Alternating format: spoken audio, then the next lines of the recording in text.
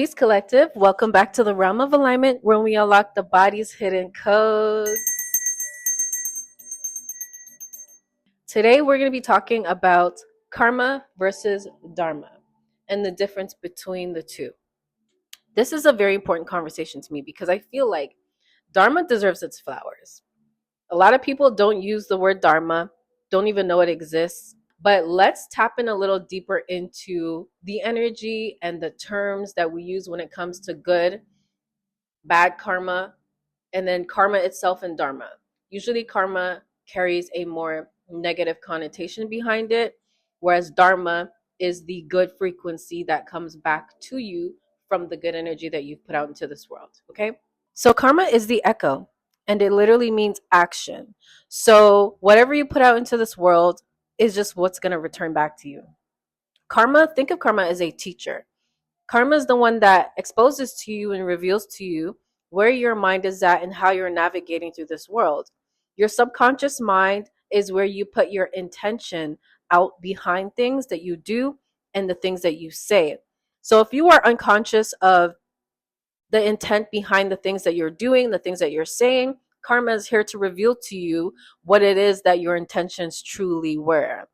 So that's why a lot of people may not understand why certain things happen to them, because they're not fully conscious of the action that they're taking in this world and the things that they're saying and the intention behind those things. Intention is so important because intention paves the path to which you receive everything that's coming back towards you. Okay, so karma is a beautiful thing. Karma is the energy that echoes back to you everything that you put out into this world. So karma is very kind, and karma really does look out for us. So just think of karma as just that plain energy of everything you do and say is reflected immediately back to you. And now we have dharma. Dharma is the alignment, the energy of alignment, which literally means sacred duty, the law that upholds, and life path energy. So dharma is the energy that literally gets you to uphold yourself to a cosmic standard that makes sure that you're operating in the divine alignment that you need to operate in. So this is the energy in which once you know better, you have to do better. And you've heard that before. So it's a cosmic law that is upheld over you subconsciously without you even knowing it. So once you recognize and come to the forefront of your mind and become conscious of the things that you're saying and doing and the intention behind it, you're upheld to a higher cosmic standard. So that's dharma. Dharma doesn't play around. Dharma is the energy in which anything that you're doing in this world and how you navigate in this world, the true intention behind that, that is the law that is going to be upheld over you so that you are either receiving the abundance of whatever it is that you're putting out into this world, or you're receiving the lesson behind whatever it is you're putting out into this world. But usually dharma is the alignment energy. So dharma comes around when you're actually operating in your alignment and in higher frequency. So if you're not finding yourself in that energy, then that's karma. It switches over into karma. Because a lot of the times we can navigate back and forth. Sometimes you can start out in alignment with something, and then one action that you do, one bad intention that you put out can change that and put you right back into the energy of karma, which is the echo chamber. Okay. So all of those energies just get reflected back to you until you learn your lesson. And then it's alignment after that. After the alignment, then comes, the abundance, the fruition of whatever it is that you're here to receive. So when we look at Saturn, Saturn is the Indian deity named Shani. Shani is the personification of Saturn in Vedic astrology, and he represents time, delay, discipline, hard decisions, justice, and accountability. He is feared, but he's not evil. He's precise. Shani doesn't punish randomly. He delivers the results of your karma with zero emotional bias. Think cosmic auditor, not villain, not a father, auditor. He's traditionally described as the son of Surya, the sun god. Now, just like many people, I used to always say karma is a bitch. But the moment that I understood what energy karma actually carries, I stopped saying that. Karma is so fair. Karma is a balanced energy and only is the cause and effect to the things that you do in this life and how you carry yourself. And karma just tries to make you aware of that. None of the planetary placements or energies in this universe is here to punish us. It is really here to show us ourselves and expose to us how we operate. And I remember watching this reader who I love. Her name is Queen Cup, and she always says that karma is Saturn's wife. So put some respect on her name, you know? And it's just a funny way of looking at it because, you know, karma is delivered from the energy of Saturn. You know, karma is the on earth manifestation energetically of how Saturn operates because Saturn is what holds you accountable. Mind you, Saturn entered Aries Friday, Friday the 13th, February. Yeah, February, Friday the 13th, which I thought was so interesting. So Saturn entered Aries. So I feel like people are going to get very aggressive, rude awakenings to the energy that they're carrying in this world and the intention behind how you're moving, right? So it's going to feel like you're just getting slapped in the face left, right, and center by life.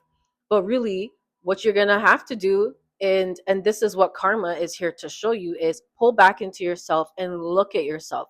See yourself and see how you're putting yourself out into this world, and what are your true intention behind the things that you do and the things that you're saying. What is the intention? And then once you get to figure out what the intention is, then you can actually get to see why the energy is being reflected back to you in the way that it is. So before I go, I would love to leave you guys with a few questions that will help you tap into your subconscious mind and truly discover where you are energetically so you can shift into Dharma and not continue to ricochet and echo that karmic energy back to you. So here's question number one. If no one ever saw this, applauded, or benefited me for it, will I still choose to do it? This question specifically is here to slice into your ego. And if the answer is no to the action that you were willing to take, if no one else were to validate you for it, then it's coming from validation hunger, control, image management, and fear of being unseen. So sit with this question for a minute, okay? Now, as we peel back the onion layers, here's question number two. What emotion would I feel if this person treated me exactly the way I'm treating them? This is going to be the accountability question without fluff. You're going to have to learn to hold yourself accountable in order to truly answer this question. So also sit with this question and don't rush it. If they'd feel used, manipulated, dismissed, or overlooked, then that frequency is already in motion. Okay. And this is what you may be actually ricocheting back to you and echoing back into your energy field. And that's what you want to learn to take accountability of. Because once you take accountability, remember, you shift out of karma into dharma and then you get into alignment. Okay. So this question is going to hit your subconscious a little hard, but it's for the better, I promise. Question number three is, am I acting from love or am I trying to avoid feeling something? Okay. A lot of the times when we believe that we are acting from love, this is actually avoidance. And avoidance is a very common theme that's been popping up for the collective as of recently, where people are trying to fill a void. So they're acting out of space from spaces to um, either convince themselves that it's love or they know it's not love, but it's the act of experiencing what could be in that energy that would help them cover up that void or fill that void within themselves. If they are posting to avoid loneliness, chasing to avoid stillness, overgiving to avoid rejection, or criticizing to avoid insecurity, then you can rest assured, believe that this action, avoidance, is creating karmic energy, and you're probably going to find yourself in a karmic cycle. So just sit with this question, be honest with yourself, be gentle with yourself when you do figure it out. If you do find yourself on the side of karma, Don't look at it as you're a bad person, you're an evil person, you're stupid. Don't speak to yourself in any negative type of way, because then you're actually continuing that karmic cycle. Try to break the cycle immediately by taking accountability, stepping back, seeing yourself. Okay, this is your energetic mirror that you're putting up to your face, and then taking accountability, and then over time changing your actions. You don't have to in that very moment become a different person, which I mean, you already are. The moment you take accountability, you have shifted. Okay, the change is already happening. So don't try to force too much, because it's already happening. You don't want to layer it. So the moment that you recognize it, because knowing is half the battle, you've done 50% of the work. And then the next step is to make sure that you are actively healing and you're checking yourself with these questions in all of your actions. I love you guys so much. Thank you so much for tuning in. And before you go, I do have my book on Amazon called Quantum Ascension Workbook, 90 Days of Getting Your Act Together. Okay, I did it for myself, and I'm telling you, that book whipped me in shape. I am not kidding. And it is in the link below, so you can definitely check that out. Also, don't forget to check out my parents' YouTube channel. I linked that below. And my cousin as well. He has a YouTube channel with his family. I've also linked that below. Just a few great channels from Toronto you can definitely support with great content. And I hope to see you guys in the next one. Don't forget to take this with you and change your lives with it, okay? And be careful with judging yourself too much. Be gentle with yourself. Love on yourself during this process, because it's not an easy process, okay? Anyways, I love you guys so much again, and I'll see you in the next one.